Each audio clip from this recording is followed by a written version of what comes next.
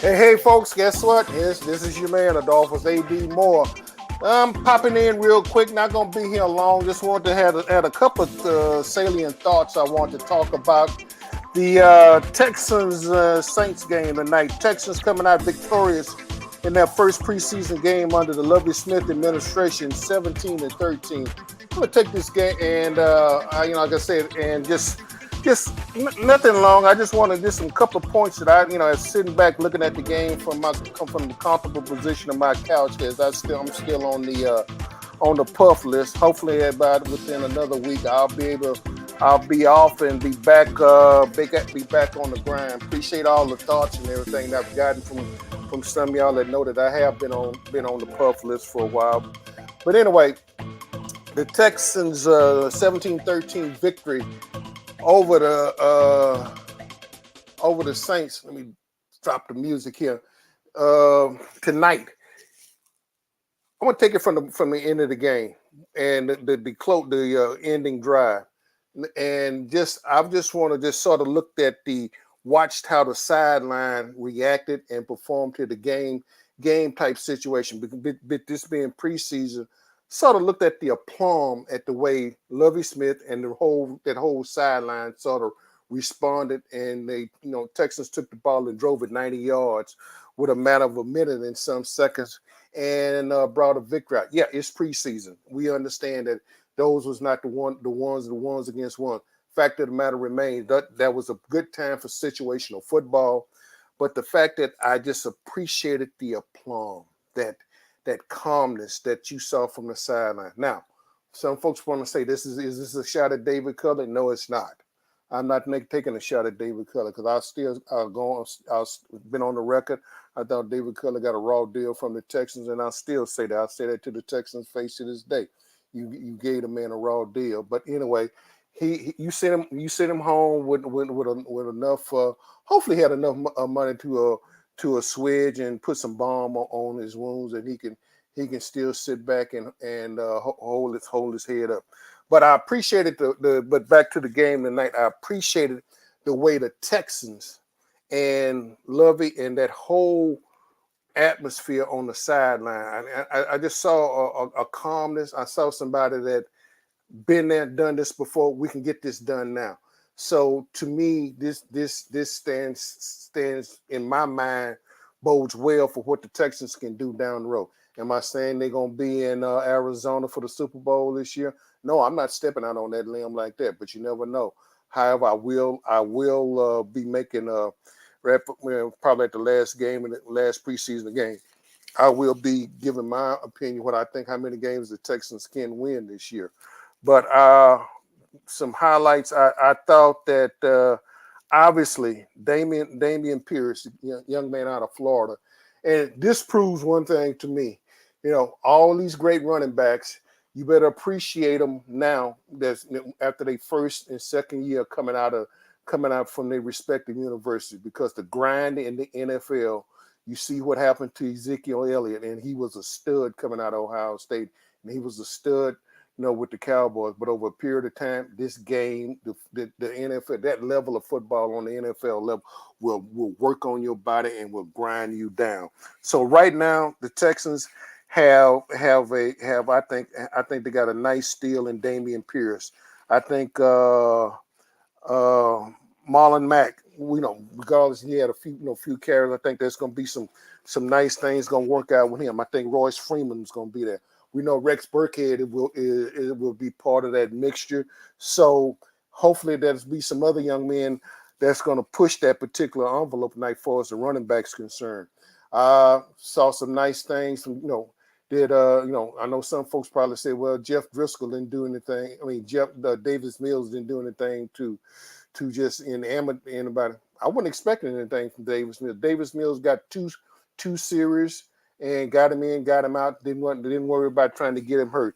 I think everybody knows that's what the Texans going to cast a lot at. So I was not disappointed in the way Davis Mills. Would have liked to have seen more production, but next week is a different story, and we'll see more production. We'll see more time out of Davis Mills. Game time situation, game situations will work for themselves. the one thing I think that was a big plus for the Texans, and this is something that Lovie Smith always have preached. He preached as the defensive coordinator, and it's carrying over this year is the fact turnovers. The turnovers was the one that I think got the Texans back in, got them back in the ball game. They were able to, I know, got a sack, got a fumble, got 4 sacks, got a forced fumble, and a pass interception. So when you take all that in consideration, I think that this team, it's gonna. This is not gonna be last year's Texans, and I don't care who you are. Nobody's gonna be the same team.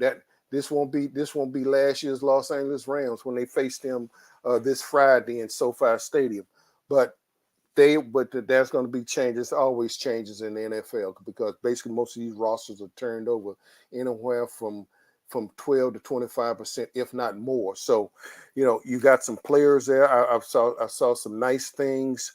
I mentioned the running backs. I saw some nice combo. Cashman, the young man at the linebacker spot. I saw some nice things from him tonight, and one of the things about me being at home and still being on the puff list, I was able to interact with some of the colleagues that was at the game, besides what I was doing on Twitter, and then they were texting me back and forth. So I can't tell you a lot, some of the stuff that we were talking about because, I realized this it's still, it might be late, but it's not that late. So I'm not going to go that deep with it. But I would just say I appreciated some of my colleagues and the banner that we had going back and forth with as far as the way the Texans performed tonight. Moving forward, what can you expect? Obviously, I want to, you want to see the running game get moving. I think what Damian Pierce showed us tonight. You give him a crease, he'll plant that foot and just turn it upfield. That's what you need because you hesitate in the backfield, you hesitate long, and you're wrong, and you're gonna get buried for it. So here's a young man that right now he's running with total abandon. I mean, he's running with bad intention, and anybody that's got to take him on, better get ready, better put your chin strap on, and get ready to face this young man. I think Marlon Mack's gonna be okay. Freeman and just going back to those guys. The different combinations we saw tonight with the pass rush. The Texans going to have some, I think that's going to be decisions going to have to be made. Lopez, Ross Blaylock, and those guys, yeah, I think they'll be there. Martin and the likes. I think all those guys will be there. But I tell you what, it's the back end. It's not so much about the 22 that starts. It's going to be, you still got to have that 53-man roster and then those players that they're going to leave on the practice squad. So whoever makes this team, somebody's going to be able to look at them, going to be able to pick some players off this team at the end of the cut down period. If I remember correctly, I think there's some cut down dates coming up this week, then next week, and then we'll get there. But I'll have that information. You have better clarity on that information as it moves forward. But as far as tonight, I think that the Texans are posed with some very unique. They're going to have to make some very unique decisions about some players, and that's a good thing. That's a good thing when you got to sit back and go back and make a decisions about players and who's gonna finally make this roster. I think there's already some givens as to who's gonna be on this particular roster. Titus Howard, Laramie Thompson, yeah, Brett center. Still think the guards, but guards have still got to be determined. I still think that Green, we don't know what his situation is. I'm hoping that this young man can get back on the field because I think I like his nasty attitude, particularly on the inside, where I think that he's going to be needed when you get ready. Because there's going to be a time where the Texans are going to have to bow their backs and they're going to have to run the football. And I think that's the type. He's the type of players that you want to get down in the trenches when it's really nasty, and it's not for the faint-hearted. When you get ready to get down in the trenches, you want players that want to get in there, want to play, want to mix it up, and the likes. Couple of things about watching the broadcast tonight. I was thoroughly pleased to see that Jonathan Joseph, the number 24, was worked into the Texans broadcast tonight with Spencer Tillman and the lead announcer.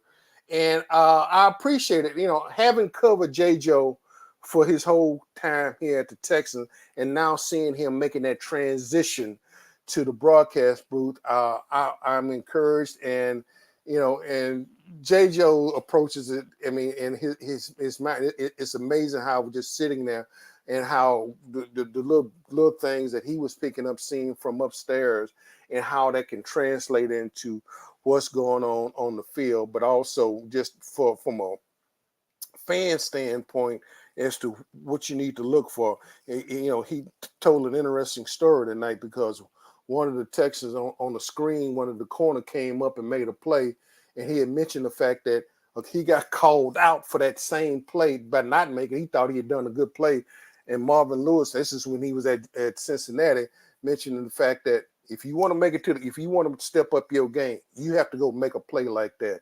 And J. Joe is not a big guy, but he's proven by speed, tenacity, and smarts that he made Pro Bowl. He's made the Pro Bowl twice. So I think his transition is going to be unique, to be able to fun and watching out. And I'm looking forward to his progression as he moves into the broadcast booth area.